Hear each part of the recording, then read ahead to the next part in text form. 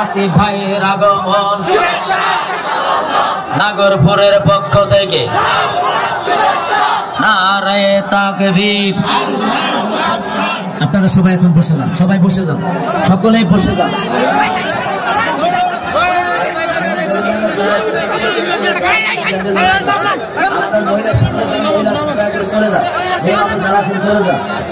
সামনে যারা আছেন তারা দয়া করে চলে যান।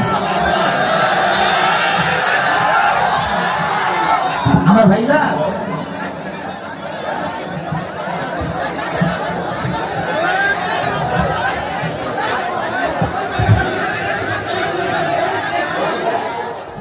বউ আছে, বউ আছে কার কার একটু আগে হাত তোলে না? বউ আছে, বউ আছে। আচ্ছা আচ্ছা, হাত নামান। আরে খুব শান্তিতে আপনারা শীতকালে আছেন, বুঝেছি। এবার যারা শীতকালে অনেক কষ্টে আছো, বউ নাই, সিঙ্গেল কারা, তারা হাত তোলো।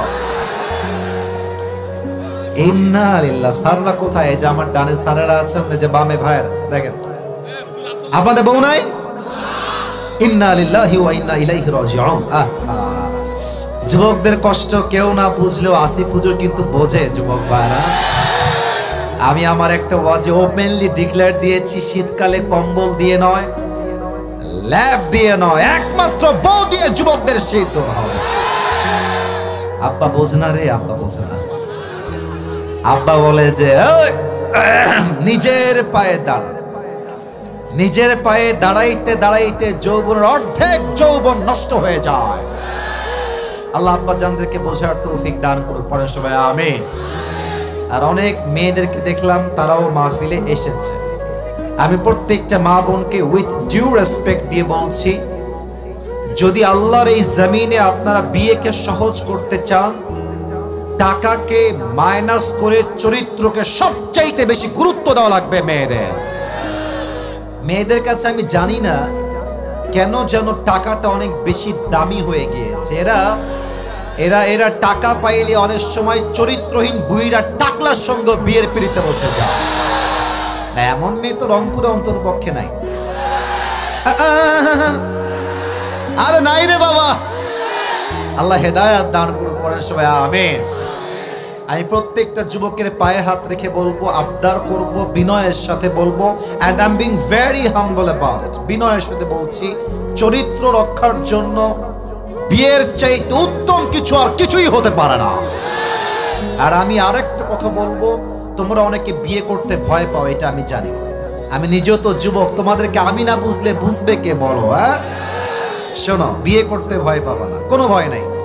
পুরুষ মানুষের জন্য বিয়ে একটা জায়েজ না, 4টা বিয়ে জায়েজ আছে। আমি বলছি তুমি 4টা বিয়ে করো, আমি বলবো তুমি একটা বিয়ে হালাল নিয়তে পরিষ্কার মনে করো। যদি জিতে যাও শাদি মুবারক, যদি হেরে যাও নেক্সট শাদি মুবারক। কথা বুঝলে বুঝতে, না বুঝলে ভয় নাই। আরে আমি মরদ মানুষ, মেয়ে আমার ঠকাইবে না, আমি 2 পয়সা পরোয়া করি না যুবক ভাই। দুনিয়াতে মেয়ের কোনো অভাব নাই। যে বিশ্বাস রাখবে আজীবন তোমার সঙ্গে থাকবো, বিশ্বাস রাখবা না, তোমার জায়গা আমার লাইফে এক চুল পরিমাণ হবে না। অনেস্টি, লয়্যালটি, বিশ্বাস আছে আমি আছি, বিশ্বাস নাই আমিও নাই, ঠিক কিনা বলে? অতএব সব ভুলে যাও।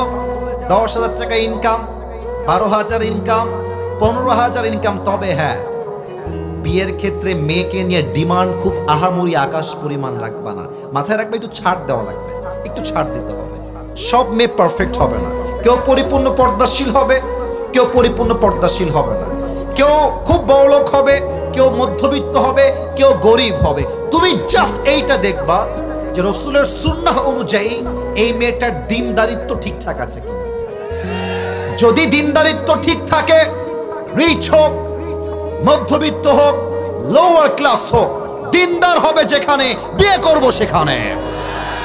আর একটা কথা বলে আমি আমার এই কথার ইতি টানতে চাই। মনে করো যে আসিফ হুজুর ওয়াজ করে গেছে, আজ থেকে বিয়ের প্ল্যান শুরু হয়ে গেল, কথার কথা, ফর অ্যান এক্সাম্পল। এখন ভাবছো যে না, আসিফ হুজুর ওয়াজ করেছে বিয়ে করার জন্য, ঠিক আছে, তবে আমার বেতনের স্কেল হচ্ছে এখন 10,000 টাকা, যখন এটা 30+ হবে তখন বিয়ে করব। পাশাপাশি এখন যে মেয়েগুলো দেখছি আহামরি সুন্দরী না, ঠকে যেতে পারি, কারণ এটা হচ্ছে মোবাইল ফোনের মতো, যত বছর যায় এটা আপডেট হয়। হ্যাঁ, মনে হবে যে দেরি করলে আরো আপডেট ভার্সন পাবো। ভুল ধারণা। কেন ভুল ধারণা? আমার থেকে বুঝে নাও। তুমি যদি একটা বছর বিয়েকে পিছিয়ে দাও, যে আমি 2025 সালে নয় 2026 সালে বিয়ে করব, বেটা তুমি যে একটা বছর সিঙ্গেল থেকে মাস্টারবেশন করবা, চোখের গুনাহ হবে, জিনার গুনাহ হবে, হাসতেছো, এই গুনাহের দায়ভার কে নেবে আমাকে বলো তুমি আমাকে। অতএব একটাই কথা, যৌবন আমার একমাত্র বিয়েতে যাবে, হারাম কাজে যাবে না। যুবক ভাই আছে কিনা বলেন? আল্লাহ আমার যুবক ভাইদেরকে বোঝার তৌফিক দান করুন। পড়েন সবাই আমিন। 3টা তাকবীর দিবেন। প্রথম তাকবীর দিবেন বিবাহিত ভাইরা, দ্বিতীয় তাকবীর দিবেন আমার প্রিয় সিঙ্গেল ভাইরা। দেখতে চাই কার গায়ের জোর কত বেশি। বিবাহিত ভাইরা কাশি দেন একটা। হায় রে, মান সম্মান সব শেষ হয়ে যাবে আজকে। বিবাহিত ভাইরা তাকবীর দিবেন জোরের সঙ্গে আমার সাথে, সিঙ্গেলরা চুপ থাকবে। বিবাহিত ভাইরা নারে তাকবীর। মোটামুটি নাই, বেশি একটা আওয়াজ নাই। আচ্ছা, সিঙ্গেলরা একটা কাশি দাও। আপনারাই নাম্বার দিবেন, আমি চুপচাপ আছি। আমি এই দল থেকে বের হয়ে গেলাম আজকে। সিঙ্গেল ভাইরা তাকবীর দেন, নারে তাকবীর। বিবাহিত ভাইরা আমাকে মাফ করে দিয়েন। আহা মাশাআল্লাহ। আজকে আমরা সবাই মিলে আরেকটা তাকবীর দিব এমন জোরে যে আমি আসিফ হুজুর তাকবীরের ঠেলায় স্টেজ ভেঙে নিচের দিকে পড়ে যাব। ঠিক আছে, দেখা যাক। সবাই একটা কাশি দেন। নারে তাকবীর। আল কোরআনের আলো, আল হাদিসের আলো, কোরআন হাদিস যেখানে, আলেম ওলামা যেখানে, পীরগঞ্জবাসী যেখানে, আল্লাহ যেন কবুল করে। পড়েন সবাই আমিন। আজ অল্প সময় ওয়াজ হবে। মিডিয়াতে দে আর রেকর্ডিং দিস ভিডিও, তারা এটা রেকর্ড নিচ্ছে। আমি এতটুকুই আবদার রেখে শেষ করব যে আপনাদের শেষ পর্যন্ত এই যে ডানে যুবক, ওইদিকে যুবক, মাঝে যুবক, বামে যুবক, সাউন্ড হবে এত জোরে যে প্রত্যেকটা জেলার মানুষ ইউটিউবে যখন এই ওয়াজটা শুনবে, আপনাদের সাউন্ডে যেন মানুষ আজীবন বলতে বাধ্য হয় যে রংপুরের সন্তানরা কেউ বিড়ালের বাচ্চা নয়, সব সিংহের বাচ্চাগুলো আমার সামনে বসে আছে। এই আওয়াজটা শেষ পর্যন্ত থাকবে তো ইনশাআল্লাহ। আল্লাহ যেন সেই তৌফিক দান করে। পড়েন সবাই আমিন। আজকে পুরো তাফসীর হবে একটা শব্দকে ঘিরে। বলেন সবাই, পীরগঞ্জের লাল দিঘির ভাইরা কয়টা শব্দকে ঘিরে? আমি শব্দটা বলছি, you have to repeat after me. আমি বলে ফেললে আপনারাও বলবেন, নিজ দায়িত্বে আমাকে মোটিভেট করুন আমার কথাকে আরো সুন্দর করতে। আজকে আলোচনার সেন্ট্রাল থিম বা সাবজেক্ট ম্যাটার হলো সবর বা ধৈর্য। বলেন সবাই, সবর বা। মাশাআল্লাহ, আওয়াজ পেয়েছি, মন ভরে গেছে। আরেকবার জিজ্ঞেস করি নিজের মনকে আরো শান্ত করার জন্য, সবর বা ধৈর্য। এই সবরকে নিয়ে আমি কিছু কথা আজকে in a very shortcut way highlight করার ট্রাই করব। কারণ আমি বিশ্বাস করি আমার ডান থেকে নিয়ে এই পর্যন্ত স্টেজে যারা আমরা আছি, আমরা বেশিরভাগ যারা এসেছি, আমরা সবাই মধ্যবিত্ত পরিবারের সন্তান। আমি আমার একটা ওয়াজে বলেছিলাম, হয়তো কেউ কেউ আমাকে ছিলেন আগের থেকে আমি জানি, আমার ওয়াজে বলেছিলাম যে মধ্যবিত্ত পরিবারের সন্তান মানেই এক একটা ব্র্যান্ড। কেন ব্র্যান্ড? সাইকেল দিবেন চলবে, বাইক দিবেন চলবে, কার দিবেন চলবে, কিছুই দিবেন না, বলবেন যে হেঁটে হেঁটে এসো, আমি মধ্যবিত্ত পরিবারের ছেলে, তাও আমার চলবে। আমাকে আপনি ডাল দিবেন, ভাত দিবেন চলবে, ভর্তা দিবেন, ভাত দিবেন চলবে, সবজি দিবেন, ভাত দিবেন চলবে, কিছুই দিবেন না, এক প্লেট ভাত দিবেন, এক গ্লাস পানি দিবেন, একটা মরিচ দিবেন, পান্তা ভাত হলেও আমার চলবে। খাট দিবেন, ঘুমাবো, খাট দিবেন না তাও ঘুমাবো, বালিশ দিবেন, ঘুমাবো, বালিশ দিবেন না তাও ঘুমাবো, কম্বল দিবেন, ঘুমাবো, কম্বল দিবেন না তাও আমি আরামের ঘুম ঘুমাবো। ইভেন প্রমাণ দিচ্ছি, রিক্সা চালক তার রিক্সার মধ্যে এক মাথা দেয় সিটে, নিতম্ব দেয় সিটের উপরে। একদম উল্টায় ওখানেই ঘুমায় যায়। আর বড় ঘরের সন্তান ঘুমের ট্যাবলেট খেয়েও ঘুম আসে না। আমরা মধ্যবিত্ত পরিবারের ছেলে, আমরা আরামও করতে পারি, কঠোর পরিশ্রম আমরা করতে পারি, ঠিক কিনা বলেন? সবর এমন একটা আমল, এমন একটা জিনিস যেটা আমাদেরকে নতুন করে বাঁচতে সহযোগিতা করে। সবর এমন একটা জিনিস যেটা আমাদেরকে বিপদে আপদে শেখাতে চায়, যত কষ্ট আসুক, যত আপদ আসুক, যত বিপদ আসুক, ধৈর্য হবে। এক সপ্তাহের উপরে আওয়াজ দিয়ে বলেন সবাই, তিনি কে? ডানে একটু তোমরা আওয়াজ করছো, হ্যাঁ, একটু চেপে যাও। আমার কথা শোনো, আমি তোমাদের ভাই, একটু চেপে যাও। ডানে চেপে গেলে সুবিধা হবে। আর সেলফির জন্য ক্যামেরা বের করো না। আজকে আমাকে মোবাইল বের করে দেখার দিন নয়, আজকে আমাকে ফেস টু ফেস সরাসরি দেখার দিন। কথা ভুল বললাম? ঠিক বললাম? মেহেরবানি করে সবার পায়ে আমার হাত, আমাকে কনস্ট্রাকটিভলি তাফসীরটা রিপ্রেজেন্ট করার জন্য সহযোগিতার হাত বাড়াবেন। সবর মিন্স পেশেন্স। সবর মানে হলো ধৈর্য। It includes aspects of being self-disciplined, remaining spiritually steadfast, and showing fortitude when especially faced with adversity or setbacks. সবর মানে হলো আধ্যাত্মিকভাবে নিজেকে অবিচল রাখা। সবর মানে যত কষ্টই আসুক, যত বিপদ আসুক, নিজের সম্পর্ক, মানসিক চিন্তা, নিজের অ্যাক্টিভিটি রবের সঙ্গে জুড়ে দেওয়া নামই হচ্ছে ধৈর্যের পরিচয়, ঠিক কিনা বলেন? মানে কি? ধৈর্য এমন একটা হাতিয়ার, বিপদের কাছে ধৈর্য এমন একটা হাতিয়ার, ধৈর্য যার কাছে আছে বিপদ তার কাছে বিপদই মনে হবে না, ঠিক কিনা বলেন? আচ্ছা, আপনারা একটা সূরা কোরআনে আছে, একটা সূরা, যেই সূরাটা কোরআনের সবচেয়ে বেশি মোটিভেশনাল সূরা। যে যুবকরা সুইসাইড করতে মনে চায়, আমার যে কলিজার টুকরা মা বোনদের সুইসাইড করতে মনে চায় যে আর বাঁচবো না, কষ্টে জীবনটা বেকার হয়ে যাচ্ছে, সময় পেলে একবার সূরা দোহার তাফসীরটা পড়বেন। আমার থেকেও শুনতে পারেন, আজহারী সাহেবের থেকেও শুনতে পারেন, অথবা নিজেও পড়তে পারেন। বিশ্বাস রাখেন, সূরা দোহার তাফসীর কেউ যদি ভালো করে স্টাডি করে, সুইসাইড করা তো বহু দূরের কথা, তার জীবনটা আরো সুন্দর করে বাঁচতে মনে চাইবে, ঠিক কিনা বলে? সবরটাও হচ্ছে এক্স্যাক্টলি লাইক দ্যাট। সবর শিখে গেলে আপনাকে কেউ ধরে রাখার কোনো শক্তি পাবে না। মনে রাখবেন, জীবনে যখন বড় কিছু হবেন তো কিছু কুকুর থাকবে পেছনে ঘেউ ঘেউ করার জন্য। আপনি তাকায় দেখেন মিজানুর রহমান আজহারী হুজুর, তাকে নিয়ে কত মারামারি, কত ট্রল, কত গালিগালাজ অনেকেই করছেন, কারো নাম বলতে চাচ্ছি না, তবে খাওয়া নাই, কোনো খাওয়া নাই। অত ইজ্জু মাংতাশা অত দিল্লু মাংতাশা, अल्लाह जिसे इज्जत देना चाहता है कोई उसे जिल्लत नहीं कर सकता, और जिसे अल्लाह जिल्लती देना चाहता है उसे कोई बाइज्जत नहीं कर सकता, ठीक कि ना बोले? সম্মানের মালিক তো আল্লাহ তাআলা।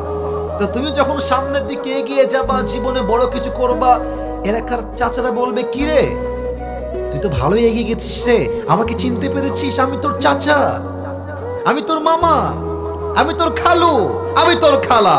দ্য ম্যাটার ইজ, পকেটে টাকা ভারী থাকলে আই লাভ ইউ বলার লোকের অভাব হয় না, আর পকেট খালি থাকলে ঘরের আপন বউটাও পর হয়ে যায়।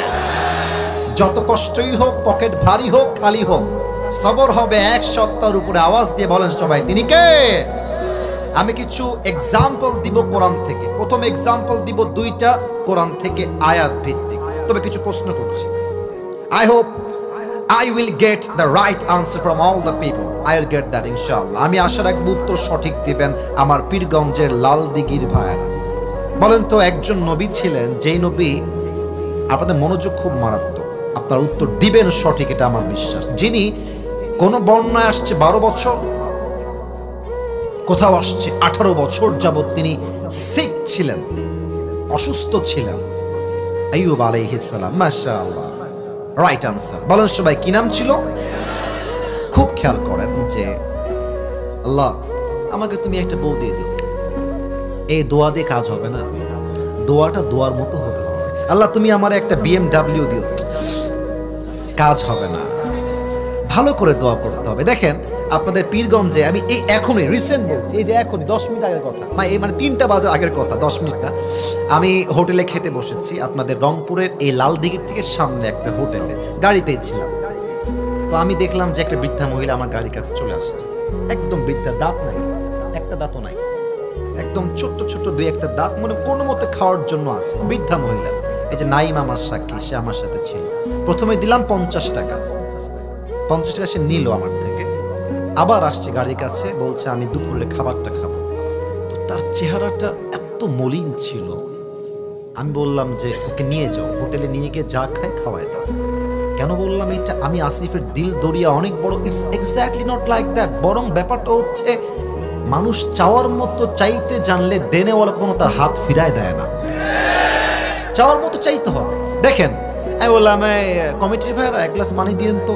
একটা, এই পানি দেন, আমি মরে গেলাম রে ভাই, পানি দেন। এক দৌড় দিয়ে পানি দেবে। আল্লাহ বলছে বান্দা চাওয়ার সময় যদি চাওয়ার মতো চাইতে পারিস, আমি আল্লাহ খালি হাত ফিরাই দিব না। সুবহানাল্লাহ পড়ার সময় 18 বছর যাবত অসুস্থ, কোনো কমপ্লেইন নাই, অভিযোগ নাই। একদিন আল্লাহকে বলছে আল্লাহ আন্নী মাসসানিয়াল দুররু ওয়া আনতা আরহামুর রাহিমিন। কি সুন্দর দোয়া। খালি তো আয়াত শুনেছেন, আয়াত নিয়ে কখনো ভাবেন না যে তরজমা কত সুন্দর। আল্লাহ আমি হলাম ক্ষতিগ্রস্তের শামিল, আর তুমি হলা রহমান, তুমি হলা দয়াময়। কথা সিস্টেম দেখেছেন?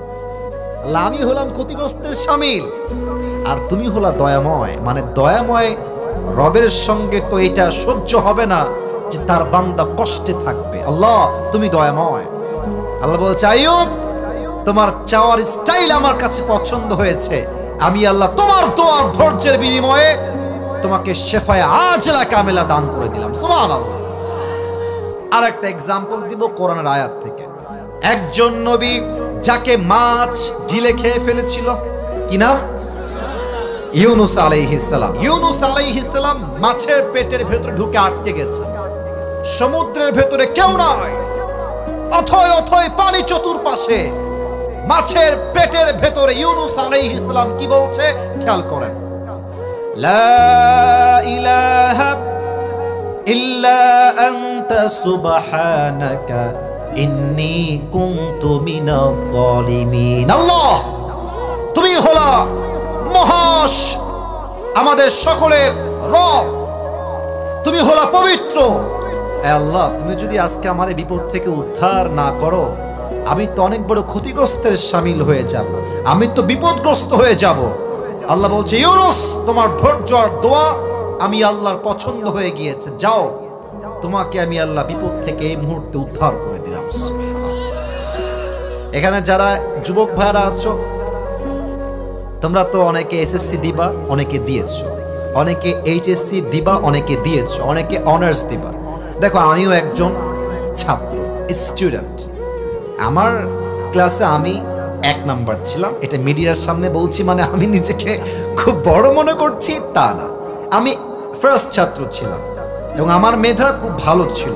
তবে দীর্ঘ 7-8 বছর পরীক্ষা আমি 1 নাম্বার হওয়ার পরে 9 নাম্বার বছরে আমি আমার এক্সামে সেকেন্ড হয়েছিলাম, সেকেন্ড। তো আমার উস্তাদরা আমার দিকে আর তাকাই না যে এই সেকেন্ড কেন হলো, এই তো 1 নাম্বার ছিল। এটা মিডিয়ার সামনে বলছি মানে এটা ওখানেও যাবে, মিথ্যা বলার কোনো সুযোগ নেই। আমার আব্বা তো আমার দিক তাকাই না, তুমি হলো 1 নাম্বার, তুমি 2 নাম্বার কেমনে হলা? কারণ তখন আমি বুঝে গেছিলাম শুধুমাত্র পরীক্ষায় 1 নাম্বার হয় সফলতার আসল মাপকাঠি নয়। যুবক আজহারী সাহেব যশোরের মাহফিলে বলেছিলেন যে আপনার সন্তান A+ না পেলে ওকে আপনি কষ্ট দিয়েন না, আঘাত দিয়েন না। যারা A+ পেয়েছে খাওয়া নাই, ওদেরকে আল্লাহ A+ পাওয়ার জন্য বানিয়েছে, আর আপনার সন্তানকে আল্লাহ সবগুলো A+ পাওয়া ব্যক্তিদেরকে হ্যান্ডেল করার জন্য পাঠিয়েছে। এখন তোমাদের পরীক্ষায় দেখবা যে A+ তুমি পাও নাই, পয়েন্ট খুবই কম, মনে হবে যে আল্লাহ এইটা কোনো কাজ হইল, পরীক্ষায় নাম্বার পাইলাম না, ইস রে আমি মনে হয় ফেল হয়ে যাব। মনে রাখবেন পরীক্ষার নাম্বার কোনো ব্যক্তির ফিউচারকে ডিফাইন করতে পারে না, ঠিক কিনা বলে? যখন পরীক্ষায় আপনি বসবেন পরীক্ষার হলে, খাতাটা যখন হাতে নিবেন সবাই পড়বেন লা ইলাহা ইল্লা আনতা সুবহানাকা ইন্নী কুনতু মিনাজ জালিমিন। পরীক্ষা একটা বিপদের মতো, বিপদের দোয়া পড়লে বিপদ থেকে আপনাকে বাঁচাই দিবে একজন। আওয়াজ দিয়ে বলেন সবাই, তিনি কে? দুইটা এক্সাম্পল গেল কোরআন থেকে, এবার আমি তিনটা এক্সাম্পল দিব হাদিস থেকে। Time is too short, but আশা রাখবো যে হাদিসগুলো বলবো আপনারা সবাই শুনে দোয়া করবেন, then we will go back to our home. বলেন সবাই ইনশাআল্লাহ। প্রশ্ন করছি, উত্তর দেন আমার রংপুরের পীরগঞ্জের ভাইরা। নবীজির মোট স্ত্রী ছিলেন কয়জন? মাঝখানে অ্যাক্টিভে ডানে বামে কথা কয় না, 11 জন। বলেন সবাই কয়জন? মাশাআল্লাহ। সেকেন্ড প্রশ্ন, উত্তর কেউ দিতে ভয় করবেন না, আমি আপনার ভাই, আমি আপনার সঙ্গে আছি। নবীজির প্রথম স্ত্রীর নাম কি ছিল? মাশাআল্লাহ, উত্তর সঠিক। বলেন সবাই, নাম কি ছিল? রাদিয়াল্লাহু তাআলা আনহা। আচ্ছা, আর একটা লাস্ট প্রশ্ন, নবীজির সব স্ত্রী হয় ডিভোর্সড অথবা বিধবা। আই রিপিট এগেন, আমি আবার বলছি, নবীর প্রত্যেকটা ওয়াইফ হয় ডিভোর্সড অথবা বিধবা। তবে সমস্ত স্ত্রীর মাঝে নবীর একজন স্ত্রী ছিলেন এমন, যিনি শি ওয়াজ ভার্জিন, তিনি কুমারী ছিলেন। বলেন সবাই, নাম কি ছিল? রাদিয়াল্লাহু তাআলা আনহা। এবার একটা হাদিস বলবো, দিল থেকে শুনবেন। খাদিজা রাদিয়াল্লাহু তাআলা আনহা এমন একজন স্ত্রী ছিলেন যিনি নবীজির প্রথম নাম্বার স্ত্রী ছিলেন। খাদিজা রাদিয়াল্লাহু তাআলা আনহার প্রথম স্বামী মারা গেছেন, সেকেন্ড স্বামী মারা গেছেন, থার্ড টাইম বিয়ে করেছেন, 3 নাম্বার স্বামীও মারা গিয়েছে। প্রত্যেক স্বামীর ঘরে একটা করে সন্তান ছিল। আচ্ছা, আপনারা একটু ভাবেন তো, এই যে অনেকগুলো মেয়ে এখানে আছে, মায়েরা আছে, বিশ্বাস করেন মেয়েদের জীবনে বিয়ের পরে স্বামীর মতো আপনার দ্বিতীয় কেউ নাই। আফসোস লাগে বলতে, আমার বাংলাদেশে আজকে ডিভোর্সের সংখ্যা 1000 গুণ বেশি বেড়ে গিয়েছে। কষ্ট লাগছে বলতে। কেন বেড়ে গেছে জানেন? মেয়েদের ডিমান্ডের জন্য। চাই, আরো চাই, আরো দাও, সারা জীবন দিবেন। দেখবেন জীবনের শেষ মুহূর্তে গিয়ে আপনাকে আপনার বউ বলবে, তুমি আমাকে জীবনে কি দিলা? একমাত্র বেঈমান মেয়ে ছাড়া এই কথা আর কেউ বলতে পারে না, রংপুরের ভাড়া আমার। আর একটা কথা বলেই ফেলি ওয়াজের মাঝে, হাদিসের মাঝে, না বললে শান্তি পাবো না। টাকা ছাড়া পুরুষের কোনো পরিচয় নাই। টাকা কামাবেন, বউয়ের কাছে সেরা স্বামী। টাকা কামাবেন, বাপের কাছে সেরা ছেলে। টাকা কামাই করবেন, ছেলের কাছে সেরা বাবা হয়ে যাবেন। আর টাকা কামাই করবেন না, রক্তের মানুষগুলো আপন হয়ে যাবে রংপুরের ভাই। দেখেন হাদিস কি বলে। খাদিজা 3টা বিয়ের পরে হতাশ, কষ্টে পড়ে গেছে, একটা স্বামীও বাঁচে না। এবার তিনি নিয়ত করলেন, তাকাররারা খাদিজা আন্নাহা লাম তাতাজাওয়াজ মাররাতান Ukhra, I will never ever get married again. আমি আর বিয়ে করব না আনটিল আল্লাহ আমাকে একজন উত্তম চরিত্রবান যুবক না দেয়, ততক্ষণ পর্যন্ত। খাদিজা চুপচাপ সবরের সঙ্গে সামনে বাড়তে শুরু করলেন। হাদিসে আসছে, একদিন খাদিজা রাদিয়াল্লাহু তাআলা আনহা তাহাজ্জুদের সময় এমনি ঘুমিয়ে আছেন বিছানার উপরে। হঠাৎ করে তিনি স্বপ্নে দেখছেন অমাবস্যার রাত, চতুর্পাশে অন্ধকার। উনি বাহিরে বের হয়েছেন, আকাশের দিকে তাকিয়েছেন, দেখছে আকাশে এক বিশাল চাঁদ, আর চাঁদের আলো এতটা প্রবল, চাঁদের আলোতে পুরো পৃথিবীটাই আলোকিত হয়ে গেছে। সুবহানাল্লাহ পড়বেন না আপনারা? খাদিজা বলছে, মাশাআল্লাহ, এত বড় আলোকিত চাঁদ তো আমি জীবনে কখনো দেখি নাই। চাঁদের দিকে এমনি জাস্ট তাকিয়েছে, আমার দিকে তাকানোর সময় আমার চোখে, আমার চেহারা তাকিয়ে চাঁদের দিকে এমনি, চাঁদটা ঠাস করে উপর থেকে খাদিজার বুকের দিকে নামতে শুরু করেছে। চাঁদ উপর থেকে নিচে নামতে শুরু করেছে। খাদিজা ভয় পেয়ে গেছে, খাদিজা একটু পেছন পা হয়েছে, আর সাথে সাথে ঘুমটা ভেঙে গেছে। খাদিজার স্বপ্ন ঘুম ভেঙে দৌড় দিয়ে তার চাচা ওয়ারাকা বিন নাফিলের কাছে গিয়েছে। ডাক দিয়ে বলছে, চাচা, স্বপ্নে দেখলাম বিশাল লম্বা একটা চাঁদ আকাশ থেকে ভেঙে আমার বুকের দিকে পড়ছে। মা তাবিরু হাযাল হুল, এই স্বপ্নের ব্যাখ্যা কি হবে চাচা? বলছে অপেক্ষা করো, আমি পড়ছি তাওরাত ইনজিল, দেখছি তোমার ব্যাখ্যা কি হবে। চাচা ওয়ারাকা বিন নাফিল তাওরাত খুললেন, ইনজিল খুললেন, খুলে বলছেন খাদিজা গুড নিউজ। এই ওই দিক না, এদিকে তাকাও। গ্রামের চাচাতো ভাইয়ের মতো আচরণ করলে চলবে না, ঠিক আছে? ড্রোন এগুলো উড়বে, নট এ বিগ ডিল, আমার চোখের চোখ রাখো। বলছে খাদিজা গুড নিউজ, সুসংবাদ তোমার জন্য। শোনো, আমি তাওরাত আর ইনজিল খুলে ব্যাখ্যা করে বুঝতে পারলাম শেষ নবী তোমার স্বামী হিসেবে কবুল হতে চলেছে। সুবহানাল্লাহ। খাদিজা বলছে এটা কি সত্যি? বলছে ইয়েস সত্যি, অপেক্ষা করো, সবরের পরিচয় দাও। লম্বা হাদিস, লম্বা ঘটনা, আমি শর্টকাটে বলার ট্রাই করছি পীরগঞ্জের ভাইরা। একদিন নবীজি খাদিজা রাদিয়াল্লাহু তাআলা আনহার ঘরে আসলেন একজন বিজনেস পার্টনার হিসেবে। ইউ অল নো দিস হাদিস, এটা সবাই আপনারা জানেন।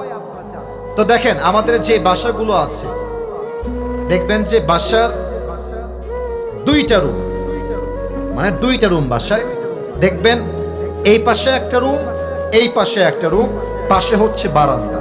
তো বাসার মাঝে যে দেওয়ালটা থাকে, মাঝে মাঝে দেওয়ালে জানালা বা উইন্ডো থাকে কি থাকে না? এই যে কথা না বললে ওয়াজকারে কই থাকে না, থাকে না, থাকে। তো নবীজি এসেছেন বিজনেস করার জন্য, মূল অর্থ নিবেন, ব্যবসা করবেন, আবার বিপুল পরিমাণ লাভ করে খাদিজাকে ফিরায় দিবেন। তো খাদিজা বলছে উনি কি এসেছেন? যে যুবকটা আসার কথা, দাসীরা বলছে এসেছেন, আপনি দেখে যান। তো খাদিজা এদিকে তাকান, জানালার দিক থেকে দেখছেন যে যুবকটা কে, দেখি তো একবার। তার নাম হলো আল আমিন, তাকে সবাই বিশ্বাসী যুবক বলে ডাকে। যুবকটা আসলে কে? একবার চোখ তুলে জানালা দিয়ে তাকিয়েছে নবীর দিকে। নবীজির নূরানি চেহারা, তার অসাধারণ ব্যক্তিত্ব, সে যে এতটা হ্যান্ডসাম, তার নূরানি চেহারা দেখেই খাদিজা বুঝে গিয়েছে এটাই আমার শেষ নবী, এটাই আমার স্বামী হবে। সুবহানাল্লাহ। কিন্তু আমাদের যুবকদের লজ্জা কম, মেয়েদের লজ্জা একটু বেশি। আমরা চাইলে প্রস্তাব করতে পারি, মেয়েরা চাইলে সহজে বিয়ের প্রস্তাব দিতে পারে না। তো খাদিজা ভাবছে যে কেমনে বিয়ের প্রস্তাবটা তারে দেই, আমার তো লজ্জা লাগছে। তো খাদিজা একজন দাসী ডেকেছে তাকে, আপনি আমার পক্ষ থেকে এই যুবক মোহাম্মদকে বিয়ের প্রস্তাব দিবেন, এটা আমার পক্ষ থেকে। তো বলছে ঠিক আছে দেওয়া যাবে, তবে আজকে নয়, ব্যবসা করে ফিরে আসুক, তারপরে বিয়ের প্রস্তাব দিব। এই কালো গেঞ্জি কই যায় বাচ্চা, তোকে ধরেন তো, ওই যে ওইটা, ওই যে ওইটা। এই বেটা, তোর বউ আছে, কই যাস বেটা, বসো। তাকবীর দেন সবাই, নারায়ে তাকবীর। মাত্র 50 মিনিট হয়েছে, 10 মিনিট সময় দাও আরো। ওয়াজ শেষ না হলে কেউ বাসায় ফিরতে পারবে না, ঠিক কিনা বলে? তো বলছে ঠিক আছে, আপনি ফিরে আসলেই প্রস্তাব দিবেন। এই আব্বা যান, ও আব্বা যান, ও মায়েরা একটু শোনেন না আমার কথাটা, দেখেন না আপনার জীবনে পরিবর্তন আসে কিনা। তো কয়েকদিন পরে যখন নবীজি ব্যবসা করে বাসায় ফিরে আসছেন, খাদিজার দাসী তার বাসায় আসছে, এসে বলছে আসসালামু আলাইকুম মুহাম্মদ, তোমার সাথে কথা বলা যাবে কোনো বিষয়ে? বলছে আসেন, কথা বলবো, সমস্যা নাই। তো অনেক কথাবার্তা হওয়ার পরে খাদিজার দাসী বলছে মুহাম্মদ, একটা প্রশ্ন করব, যদি মাইন্ডে না আনো। বলছে কি প্রশ্ন বলেন? আচ্ছা তোমার বয়স তো মাশাআল্লাহ 25 বছর হয়ে গেছে, তো তুমি দেখতেও সুন্দর, ব্যবসাও শুরু করেছো, তুমি বিয়ে করো না কেন, সমস্যা কি তোমার? নবীজি বলছে সব ঠিকঠাক আছে আমার বিয়ের জন্য, কিন্তু আমার কাছে এইটা নাই, টাকা নাই, আমাকে কে মেয়ে দিবে? আমার আব্বা জান, বোনেরা, মায়েরা কান খাড়া করে। তো দাসী বলছে তুমি টাকার জন্য বিয়ে করতে পারছো না, এটাই তোমার সমস্যা? It's not a big deal, কোনো সমস্যাই না। আমার কাছে এমন একজন মেয়ের সন্ধান আছে, যেই মেয়েকে বিয়ে করলে তোমার দেনমোহর দেওয়া লাগবে না, যেই মেয়েকে বিয়ে করলে তোমার পোশাক দেওয়া লাগবে না, যেই মেয়েকে বিয়ে করলে তোমার হাত খরচ দেওয়া লাগবে না, বাড়ি গাড়ি কিছুই দেওয়া লাগবে না, বরং তোমার যা লাগবে সেই মেয়ে নিজেই তোমাকে সব দিয়ে দিবে। আরে এরকম মেয়ে কি তোমার কেউ আছে নাকি? মাসমুহা, সেই মেয়ের নাম কি আমাকে বলেন, আমি বিয়ে করবো, আপত্তি নাই। বলছে ইসমুহা খাদিজা, তার নাম হলো খাদিজা, তুমি বিয়ে করবা? নবীজি লজ্জা পেয়ে গেছে, কারণ কি জানেন? নবীজি খাদিজাকে আগের থেকেই পছন্দ করেন। তবে বাস্তবতা হচ্ছে বড়লোক ঘরের ছেলে গরিব ঘরের মেয়েকে বিয়ে করে, বড়লোক ঘরের মেয়ে কখনো গরিব ছেলেকে বিয়ে করতে চায় না। নবীজি প্রস্তাব দিতে পারেন নাই। তো যাই হোক, প্রস্তাব চলে আসছে। নবীজির অ্যাটিটিউড দেখেন, অ্যাটিটিউড কাকে বলে, ব্যক্তিত্ব কাকে বলে। এত পছন্দের মেয়ের পক্ষ থেকে বিয়ের প্রস্তাব আসছে, নবীজি বলবেন হ্যাঁ হ্যাঁ হ্যাঁ আমি এখনই বিয়ে করবো, আমাকে এখনই যান না। বলছে ঠিক আছে আপনি যান, আগামীকাল দেখা হবে, কথা হবে, আমি সিদ্ধান্ত নিয়ে আপনাকে জানাবো। এটা ব্যক্তিত্ব। আর তোমরা তো মেসেঞ্জার একটা হাই পাইলে আসসালামু আলাইকুম আপু, এটা কথা বলা যাবে, নাম্বারটা পাওয়া যাবে, এটা অডিও কল দিয়ে, এটা ভিডিও কল দিয়ে আপনাকে কথা ঠিক কিনা বলো যুবক ভাড়া। এটা ব্যক্তিত্ব বোধ না। মেয়েরা সেই ছেলেকে পছন্দ করে না যে পেছনে ঘুরঘুর করে, মেয়েরা সেই ছেলেকে পছন্দ করে যে তার ক্যারিয়ারে ফোকাস করে। নবীজির ব্যক্তিত্ব দেখেন। বলছে আজকে না কালকে, আজকে সময় নাই, কালকে দেখা হবে। কালকে এসেছে চাচা আবু তালেবকে নিয়ে। আবু তালেব এসে বলছে খাদিজা তুমি কি শিওর যে তুমি এই গরিব ছেলেকে বিয়ে করবা? জাস্টিফাই করছে, শিওর তো? খাদিজা বলছে জি জি আমি শিওর তাকে বিয়ে করব। এই খাদিজা শোনো, আমরা কিন্তু গরিব ঘরের ছেলে, আমারও টাকা নাই, আমার ভাতিজার কিন্তু কোনো টাকা পয়সা নাই। তবে হ্যাঁ টাকা নাই এটা সত্য, বাট আমি তোমাকে ভাতিজার ব্যাপারে গ্যারান্টি দিচ্ছি, আমার ভাতিজা মুহাম্মদের মতো চরিত্রবান যুবক মেয়ে তলাটা আর কাউকে খুঁজে পাবা না। বিয়ে করবা? বলছে জি আমি রাজি আছি, আমার টাকা পয়সা দিয়ে কাজ নাই, চরিত্রটাই আমার কাছে আসল দামি জিনিস। মেয়েরা বোঝে না, চরিত্রবানকে না গাঞ্জাখোরকে মেয়েরা পছন্দ করে। আল্লাহু আকবার। খাদিজা রাজি হয়ে গেলেন, আবু তালেবও রাজি, নবীও রাজি। বিয়ের আব্দ হয়ে গেল, বিয়ে হয়ে গেল। এবার বলেন তো বিয়ের পরে একটা ওয়ালিমা খাওয়া দাওয়া রংপুরের পীরগঞ্জের ভাইরা আছে না নাই? আরে আর বাত করো, আছে না নাই? কি খাওয়াবে? নবী তো গরিব ঘরের ছেলে, টাকা নাই, সম্পদ নাই। আরে বউ হলে এরকম বউ হওয়া দরকার আসলে। খাদিজা বলছে টাকা নাই তো সমস্যা কি, আমাকে যে আপনারা 20টা উট মোহর হিসেবে দিয়েছিলেন, এই 20টা উট মেহমানদের জন্য এখনই জবাই করে দেন। জবাই হয়ে গেল, ওয়ালিমা হয়ে গেল, খাওয়া দাওয়া সব বিদায়, বাসর রাতের পালা। হ্যাঁ অনেকের চোখ লাল হয়ে গেছে, মুখও লাল হয়ে গেছে। এটা বুঝতে হবে, এটা লজ্জার বিষয় না, জানার বিষয়। তো বাসর রাতে নবীজি পরে এসেছেন ঘরে, খাদিজা আগেই ঘরে বসে আছেন। আমার কাছে সময় আর বেশি পাওয়া যাবে না, এটা বলে আমাকে শেষ করতে হয়তো বা হবে। খাদিজা বসে আছেন, নবীজি এসেছেন, সালাম দিয়েছেন ঘরে প্রবেশ করে। খাদিজা চুপচাপ, নবীও চুপচাপ, কারণ নবীজির প্রথম বিয়ে এটা। কি বলবে, কি বলতে, কি বলে ফেলবে, নবীও চুপচাপ করে বসে আছে। কিন্তু খাদিজা একটু চালাক ছিলেন। বলছে আচ্ছা আপনি কি জানেন যে আপনাকে আমি বিয়ে করলাম কেমনে, কেমনে পেলাম আপনাকে? তো নবীজি কিউরিসিটি নিয়ে, মানে আগ্রহ নিয়ে, কেমনে কেমনে বলেন না, আপনি বললেই না আমি জানবো না, আমি বুঝতে পারবো না আপনি আমার কেমনে পাইছেন। তো বলছে আমার প্রথম স্বামীও মারা গেছে, second time I got married again, আবার বিয়ে করেছি, হি পাসড অ্যাওয়ে, সেও মারা গেছে, and third time I got married again, আমি আবারও বিয়ে করেছি, সেও মারা গেছে। 3 জন স্বামীর মৃত্যুর পরে একজন মেয়ের মেন্টাল অবস্থা কি যে হয়, আই কান্ট এক্সপ্লেইন দ্যাট। এটা বলার ভাষা আমি আসিফ হুজুরের কাছে নাই, একটা সেই মেয়ে বুঝবে, আর কেউ বুঝবে না। তো খাদিজা বলছে আমি চাইলে আমার কাছে যে ধন সম্পত্তি ছিল, আমি হারাম প্রেম করতে পারতাম, অবৈধ সম্পর্ক করতে পারতাম, বাট আমি আল্লাহকে বলেছি আল্লাহ তুমি যতক্ষণ পর্যন্ত উত্তম চরিত্রবান যুবকের সন্ধান না দিবা, আমি হারামে না গিয়ে ধৈর্যের পরিচয় দিব। আমি হারামে যাব না, যত কষ্ট হোক। বিয়ের পরে যা হবে হবে, বিয়ের আগে আমার কিছুই হবে না। আমি ধৈর্যের পরিচয় দিয়েছি, আমাকে আল্লাহ তাআলা ধৈর্যের পরিচয়ের বিনিময় হিসেবে শেষ নবীর প্রথম স্ত্রী হিসেবে কবুল করে নিয়েছে। ধৈর্য কাকে বলে দেখছেন? কাকে ধৈর্য বলে?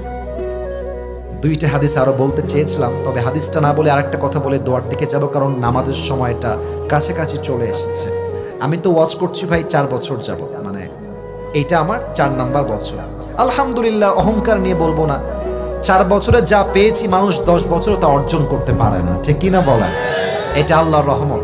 তো প্রথম বছর যখন আমার শুরু হলো তখন আমার একটা ফোন ছিল, মেবি রেডমি একটা ফোনের ব্র্যান্ড আছে না, রেডমি ছিল, একদম চিকন ফোন। তো ফোনের কলটল আসলে আমি রিসিভ করতাম শুরুর দিকে, একদম শুরুর কথা। তো এক মহিলা আমাকে একদিন কল দিয়েছে, আমি আসরের নামাজের পরে বাসায় ছিলাম, কল দিয়েছে একজন মেয়ে, সালাম দিলাম, উত্তর দিল। কথা বলতে বলতে মহিলা একদম দেখছি কান্না শুরু করে দিয়েছে, একদম চিৎকার করে কান্না। আমি তো ভাই ভয় পেয়ে গেছি, কি আবার কে এটা, কি করতে কল দিল, কান্না করছে কেন? পরে আমাকে বলছে আমি আইসিইউ রুম থেকে বলছি, বাবা আমার ডাক্তার বলেছে 7 দিনের বেশি আমি হয়তো আর বাঁচব না। আমার মনে হচ্ছে দুনিয়ার সবাই স্বার্থপর হয়ে গেছে, আমার মনে হচ্ছে আমার সঙ্গে কেউ নয়, আমি কি করবো বাবা, তুমি আমাকে সাজেশন দাও। আমি বললাম আম্মা জান, দুনিয়ার সবচেয়ে খারাপ মুহূর্তে সবাই স্বার্থপর হতে পারে, বাট আপনার রব কখনো স্বার্থপর হতে পারে না। আল্লাহ আপনার সঙ্গে আছেন। আর মাথায় রাখবেন, ডাক্তার যা বলে there is possibility, এখানে সম্ভাবনা আছে, it is not 100% confirm, এটা নিশ্চিত নয়। কারণ হায়াত আর মওতের মালিক ডাক্তার নয়, হায়াত আর মওতের মালিক একমাত্র আমার আল্লাহ তাআলা, ঠিক কিনা বলেন? আম্মা জান হতাশ হবেন না, ধৈর্য ধারণ করেন, সবর ধারণ করেন। এই কথা বলে কয়েকদিন যাবত কল কেটে দিয়েছি, কয়েকদিন যাবত আর কোনো কথা নাই। প্রায় অনেক দিন পরে একটা কল আসলো, আমি নিজেই রিসিভ করলাম, দেখলাম একজন মহিলা কথা বলছে। বললাম কে বলছেন, পরিচয় কি? বলছে আপনি আমাকে চিনতে পারেন নাই। বললাম না, কে? বলছে ওই যে আপনাকে একজন মা কল দিয়ে বলেছিল আইসিইউ রুমে আছি, আর বাঁচবো না 7 দিনের বেশি, মনে আছে? হ্যাঁ আম্মা জান মনে আছে আমার, আপনি সে বলছেন নাকি? বলছে আব্বা জান আমি শুধু বেঁচে নাই, আমার যে ক্যান্সার ছিল তাও দূর হয়ে গেছে। রংপুরের পীরগঞ্জের ভাইরা, যত আপদ আসবে, যত বড় কষ্ট হবে, তত বড় ধৈর্যের পরিচয় হবে। যত বড় আপদ আসবে তত বড় ধৈর্যের পরিচয় হবে। আমি যদি ধৈর্যশীল হয়ে যাই, দুনিয়ার কোন শক্তি আমার সফলতা আটকে দেওয়ার কোনো সাধ্য রাখে না। রংপুরের ভাইরা, আমি সবার জন্য দোয়া করে দেই, আল্লাহ সবাইকে ধৈর্যশীল বান্দা হিসেবে কবুল করুন। পড়েন সবাই আমিন। সবাই 2 হাত তুলে, সবাই 2 হাত তুলে, রেজ ইউর 2 হ্যান্ডস এভরিওয়ান। কেউ যেন বাদ না যায়, নট আ সিঙ্গেল পারসন, কেউ যেন বাদ না যায়। হাত দেখতে পাচ্ছি সবাই, সবাই একটা কাশি দেন, একটা তাকবীর দেন, হাত উপরে রাখবেন, নারায়ে তাকবীর। বলেন সবাই হুজুর। আস্তে বললে হবে না প্রিয় ভাইরা, বলেন হুজুর। আমরা সবাই ওয়াদা করছি, আজ দোয়া না করে আমরা কেউ উঠে, এই যে শুনতে পাই নাই, উঠে হাত দেখতে চাই, যাব না। হাত দেখার সবাই যাব না, বলেন সবাই হাত তুলে ইনশাআল্লাহ।